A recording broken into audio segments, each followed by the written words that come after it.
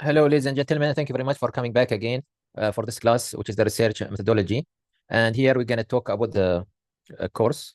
Research method, of course, we see the correlation method is one of the most important last class. We start to predict the social behavior from the data collected. So whereby we actually do comparison between two or more variables, which are systematically. So how much one can, for example, be predicted from the other. When lots of, for example, money goes for cosmetics, for example. Is there a researchers might be interested in questions like what is the relation between pornography, example, or often what is the amount of violent television the children watch and what they see not on TV, but they see now in games and in their mobile phones, or if this is this is what we call a correlation method. Now, correlation method these two variables. So we will have a positive correlation. Sometimes it increases in the children are watching too much games that is aggressive. They are expected to be aggressive. For example, the taller people are, the more they tend to weigh. This is an example. Another thing about correlation, increases in the value of one variable are associated with decrease in the value of the other variable. We want to see that vaccination rate, the more we do vaccination from flu or from pandemic or something, there's a correlation that the vaccination will be an important thing to do. So this is why we see that the such that X and Y, they have positive relation. Okay, the higher the X, the higher is the Y, as neutral. There will not be no correlation. Or sometimes we'll have negative correlation. The more people watch games that is aggressive, the more the children will be aggressive. So this is an example of negative correlation. As numbers that can range from 1.00, sorry, from minus 1.00 to plus 1.00, 1.00. This one is 0, and this one will be minus because a negative correlation to be minus 1.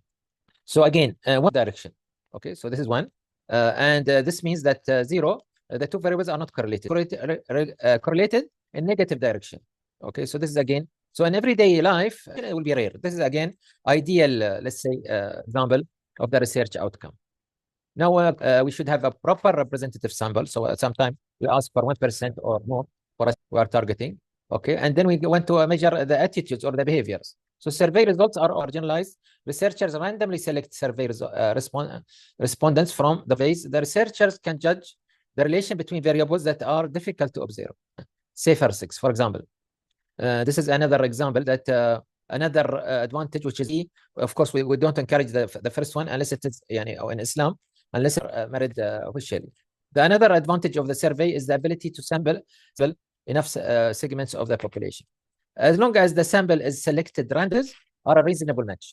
So we should always try to do opposite. That you do something within a group that you know, and you do your database on that. As a representative of the population by giving everyone in the population an equal chance to be being. For the advantage of surveys is that we'll have variables that are difficult to observe, and we're gonna sample representative of segments of the population. We're gonna have a randomly selected reasonable match of the real population.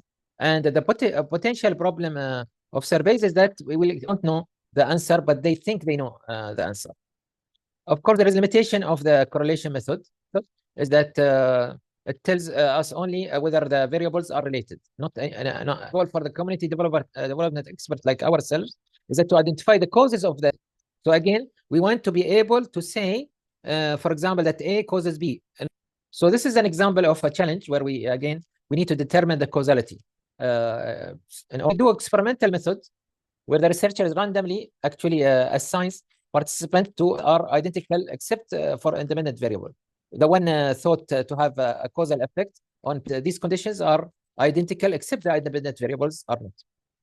For the experiment method in most of the social psychological research that allows causal interpretation method will help us to describe the social method, and the correlation method will help us to understand what aspect of social we make sure that they are properly executed in a proper way, so that we can do the relation of cause and effect intervention on the part of the researcher. So the researcher is part of the experiment, and he can intervene, and there is challenges.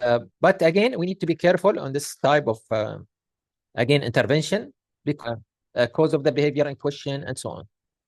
Of course, always we'll have what we say independent variable, as we mentioned, variables that we are testing. The dependent variables, the variables that we maybe were not testing, but they come on. So for example, the variable is hypothesized to influence the dependent variable, Participants are treated ideal by standard. Okay, there is a participant and there is victim. Participant and victim and two other people.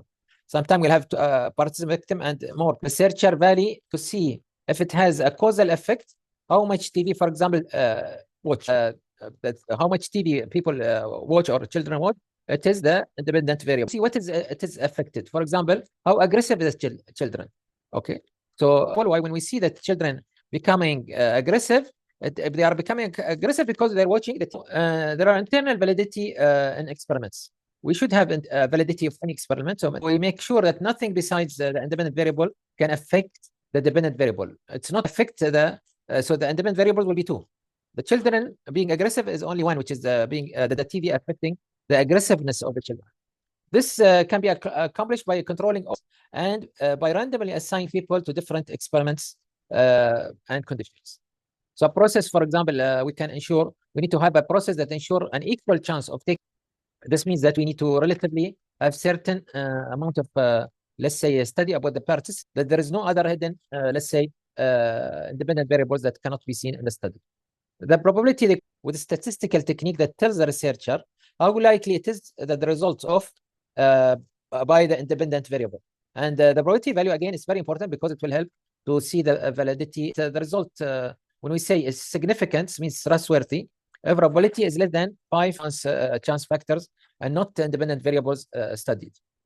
So it means the less we will have other independent significant trustworthy study. All the advantages of experimental method they are doing so as for example, to randomly assign people to conditions and the rule outwards. Okay, for example, external validity is we use it to measure the results of a study and to other people similar to or have analogical situation to this issue. For example, okay, is getting let's say mathematics from the beginning. Okay, independent variable, and the children that they are being genius is the dependent variable. So this example of is we can note it from the ability to generalize across situations to the equation constructed by us in the research to real life situation. For people of Gaza, values, belief, condition, we're going to have more resilient people, like we've seen in Gaza, to absorb the aggressiveness of the Israeli occupation. The same thing is the extent to which we can generalize from the people who participated in the experiment in general. Next time. Thank you very much.